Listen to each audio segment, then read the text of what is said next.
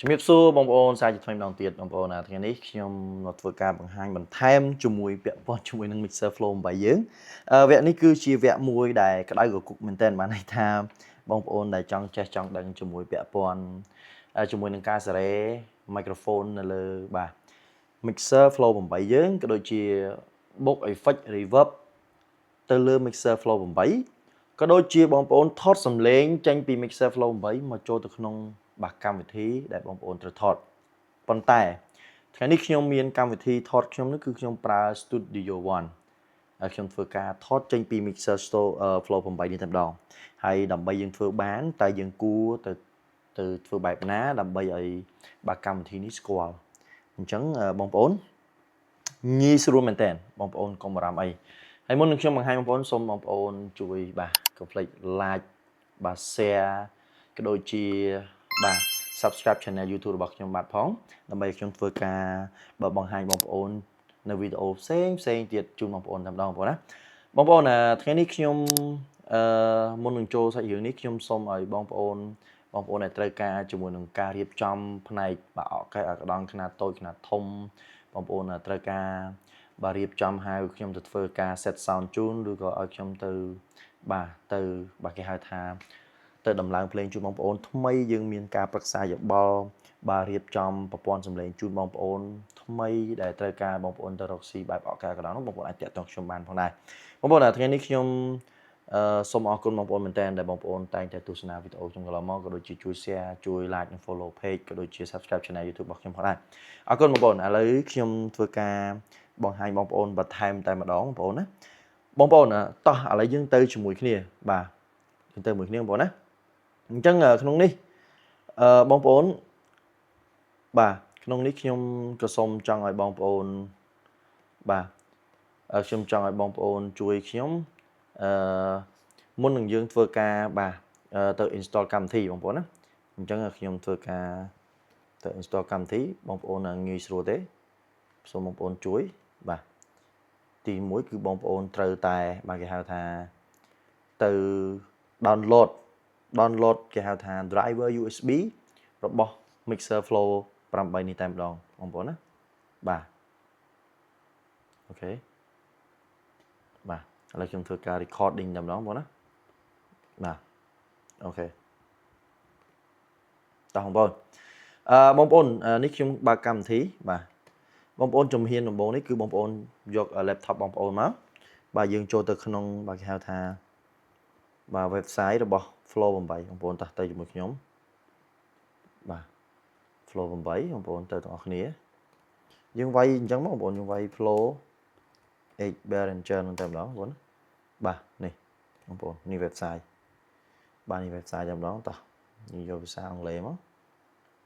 អរគុណបងប្អូនបាទអូខេ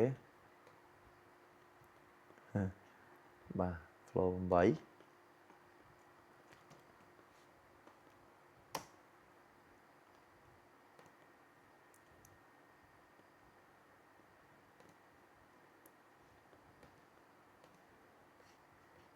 អូខេតោះបងប្អូននេះចូលភាសា download បាទពាក្យ download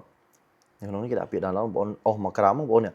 បងប្អូនឃើញsupply input window បងប្អូនណា software ហ្នឹងឯងបងប្អូនបាទនេះគេហៅ driver បាទ audio បងប្អូនណាអញ្ចឹងបងប្អូនចូល download នេះ driver audio នេះយក version ចុងក្រោយបងប្អូនគ្រាន់តែ download ចុចមកខាងនេះមកបងប្អូនអាច download បានហើយបងប្អូនណាអញ្ចឹងក្នុង file នេះខ្ញុំមានហើយបងប្អូនណាជាមួយខ្ញុំបង្ហាញបងប្អូនបន្តិចនៅពេលយើង download រួចបាទយើងចែកបងប្អូននៅពេលដែលយើង download រួចយើងគ្រាន់តែ export RAW file ចេញទេនេះបងប្អូនបាទឥឡូវនេះបងប្អូនឃើញបានទេអញ្ចឹងបងប្អូនគ្រាន់តែបាទគេហៅ extract បាទ file មកបងប្អូនបាទ extract មកបាទអូខេវា load មកឡើងនេះបងប្អូនណាអញ្ចឹងបងប្អូនចូលក្នុងកុំព្យូទ័របងប្អូនចុចបើកមកបងប្អូនគ្រាន់តែ install file នឹងចូលគឺបងប្អូនប្រើបានហើយណាបងប្អូនណាអូខេបាទនេះគេហៅថា USB driver បងប្អូនសម្រាប់ចាក់ចម្រៀងបាទហើយនេះ software បងប្អូនណាបាទបងប្អូនមើលទៅបាទយើង download ទៅបងប្អូនមិនទាន់មានទេបងប្អូន install ទៅអត់ខុសទេបាទយើង install នេះសម្រាប់ Mac បាទ software ហ្នឹងបងប្អូនមក download ទៀតមកនេះ software នេះកន្លែងនេះខ្ញុំចុច download បងប្អូនណា តែយើងទៅមួយគ្នាតែខ្ញុំមានហើយភាសាបងប្អូនណាអញ្ចឹងបងប្អូនត្រូវតែមាននឹងមួយដែរអញ្ចឹងបងប្អូន install ទៅបាទអូខេបងប្អូនចូលមកនេះបងប្អូនត្រូវ set up ហ្នឹងឡើងមកបងប្អូនណាអញ្ចឹងខ្ញុំ set up រួចរាល់ហើយបងប្អូន open មក set up និចធម្មតាងាយស្រួលមែនតើគឺវាឲ្យប្រើបានហើយបងប្អូនណាតោះបងប្អូនបន្ទាប់ពីយើងធ្វើហើយយើងចូលទៅបើកកម្មវិធីយើងបងប្អូននៅពេលដែលខ្ញុំបើកកម្មវិធីបងប្អូនកម្មវិធីខ្ញុំនេះគឺខ្ញុំបានបាទនេះគេហៅថាខ្ញុំបាន connect ជាមួយនឹង Flow 8ហើយនេះបងប្អូនឃើញទេខ្ញុំបាន connect driver ហើយបានន័យថាដូច sound card វិញហ្នឹងបងប្អូនណាបាទខ្ញុំបាន connect ហើយខ្ញុំ upload ហើយបងប្អូនជឿខ្ញុំអាចចាក់ចម្រៀងបានជាមួយខ្ញុំចាក់ចម្រៀងឲ្យបងប្អូនមើលចាក់ចម្រៀងទៅចូលអត់បងប្អូនឃើញទេបាទនេះខ្ញុំបង្កើតត្រាក់អញ្ចឹងបងប្អូនឃើញចូលទេ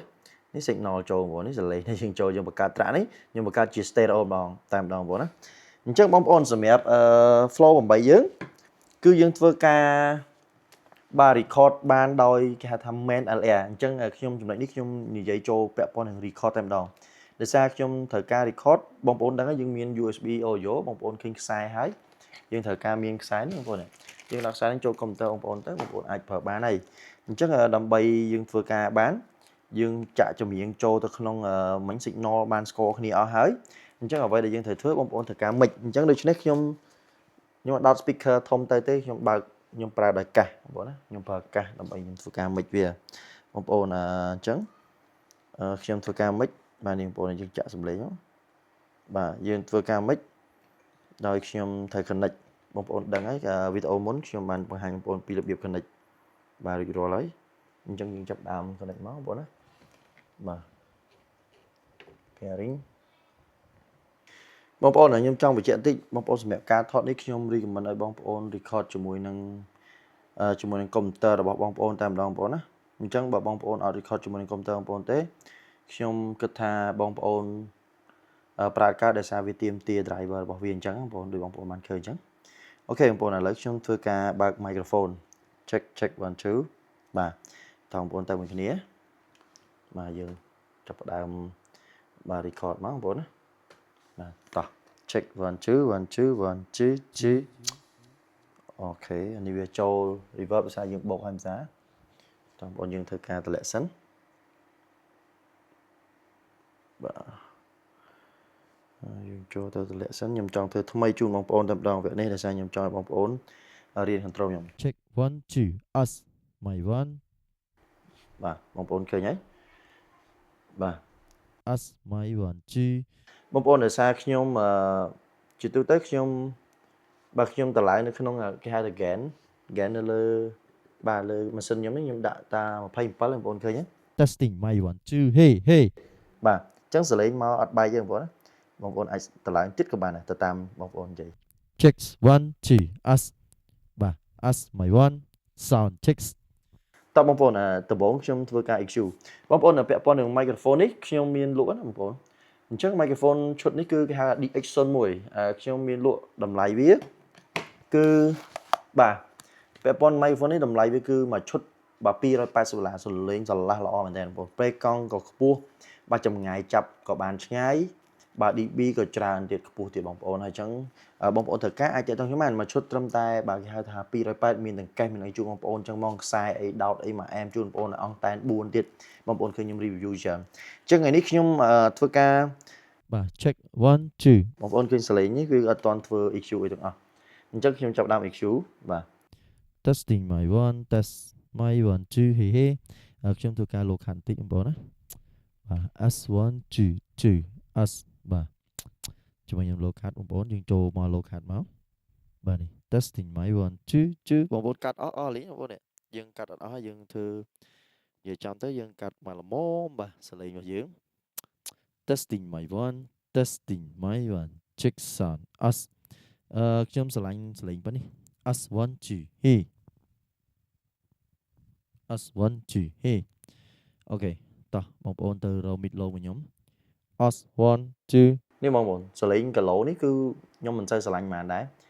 ជាទូទៅខ្ញុំកាត់វាចេញបងប្អូនយើងកាត់វាចេញតែម្ដង testing my one 2 testing ប៉ុណ្ណេះប្រូបងប្អូនព្រោះម៉ៃសលេងល្អគឺកាត់តិចតួចព្រោះបងប្អូន us chỉ tôi tới này cờ lô này bọn hi mình ngôn ngôn lắm bọn bà chứ nhầm đoạn tí thế check sound chicks us mà đàn bọn slang hiểu sao là tí mình sẽ lỗ mấy tiệt cái lỗ mấy ní chỉ tôi tới nhom mà rock viên này cái lạnh cong cho mùi nâng cái cho mùi speaker và dưỡng bọn us one two two nhiều bọn này những nhé nâng cái lỗ nó text bà check us one two tao bọn tụi laptop anh nâng top bà lúc chúng ưu tiên năng này là biệp EQ bọn này compress dừng lên ta tam nâng máu testing my one two us okay testing my one us តោះបងប្អូនចូលទៅ effect ទី1ខ្ញុំជាទូទៅវាមកអញ្ចឹងបងប្អូនអញ្ចឹងខ្ញុំដូរយកមកនេះមក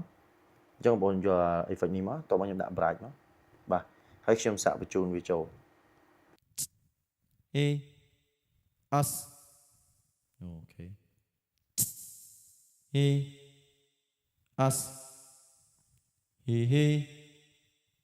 check sound bà test us test sound us ខ្ញុំថាប៉ុណ្ណេះល្មមបងប្អូនយើងលេងតាមប៉ុណ្ណេះdecancy ឡើងតិចបាទបាទអូសាច់ឡអូខេអញ្ចឹងដល់ពេល delay យើងយកបងប្អូនសម្រាប់ delay ខ្ញុំ recommend ឲ្យបងប្អូនយក1 លើ 2បងប្អូនជាទូទៅ delay នេះវាឡើងចេះវា type ឡើងឧទាហរណ៍ស្មើនឹងប៉ុណ្ណេះចុះឧទាហរណ៍ណាបងប្អូននៅពេលដែលបងប្អូនដូរបាទវាយកអញ្ចឹងបងប្អូនណាអញ្ចឹងខ្ញុំឲ្យបងប្អូន type ផ្ទាល់លើបាទនេះបងប្អូននេះខ្ញុំបង្ហាញលើកាមេរ៉ាទៅបងប្អូន type លើហ្នឹងហ្មងបាទយើងចុចតាម tempo ចង្វាក់យើងអារម្មណ៍ដូច play អញ្ចឹងបងប្អូនណា1 2 3បាទដាក់មកចូលមកអញ្ចឹងប៉ុណ្ណឹងខ្ញុំជូន delay ចូលតិចus ខ្ញុំថាប៉ុណ្ណេះល្មមអញ្ចឹងនេះខ្ញុំចង់ជំរាបប្រាប់បងប្អូនពីរបៀបបូក effect របស់ Flow 8យើងមានទាំង reverb យើងមានទាំង delay អញ្ចឹង effect 1 reverb effect 2គឺ delay តែម្ដងus សលេង am ហើយបងប្អូនបាទសលេង VM ហ្នឹង testing សម្រាប់បងប្អូនអត់សូវចេះច្រៀងអីបងប្អូនអាចរុញ delay ថែមទៀតក៏បានដែរបាទអញ្ចឹងបងប្អូនដែលគាត់បកកែច្រៀងយើងអាចដកប៉ុន្តែនេះក៏ខ្ញុំនិយាយតេស្តវាអាចច្រើនពេកហើយដូច reverb អីចឹងបងប្អូនណាប៉ុន្តែបងប្អូនស្ទើរអីយើងអាចរុញឡើងទៅតាម fader ដែលខ្ញុំប្រាប់ថា effect 1យើងរុញទៅ micro 1យើងដោតនេះ micro បងប្អូនដោត1អញ្ចឹងបងប្អូនរុញទៅ1បងប្អូនដោតទី2យើងរុញទៅទី2អញ្ចឹង delay ក៏រុញដូចគ្នាដែរ reverb រុញដូចគ្នាតែហាមផ្ដាច់បងប្អូនរុញ effect ហ្នឹងចូលបាទ Bluetooth ឯងគីឡូចាក់ចម្រៀងទៅវាធ្វើឲ្យបងប្អូនបើគេហៅថា long សលេងបងប្អូនខ្លះគាត់យល់ច្រឡំឡើងហ្នឹងដែរបងប្អូនហើយសម្រាប់បងប្អូនត្រូវការ mood បាទ mood effect បងប្អូនចុចលើនេះបងប្អូនចុចលើប៊ីតុងនេះមក testing my one two us my one two បងប្អូនបើក effect មក us យើងឧទាហរណ៍អញ្ចឹងចុះreverb delay បាទ us អូខេបងប្អូនចុច mood មក us one twoបាទបងប្អូនថ្ងៃនេះខ្ញុំមានការចែករំលែកជូនបងប្អូនប៉ុណ្ណឹងពាក់ព័ន្ធជាមួយនឹង Flow 8យើងនេះខ្ញុំអត់មានអីត្រូវជាបញ្ជាក់ក៏ដូចជាជម្រាបប្រាប់បងប្អូនច្រើនទេហើយខ្ញុំមានតែប៉ុណ្្នឹងទេហើយគេហៅថានេះជាការ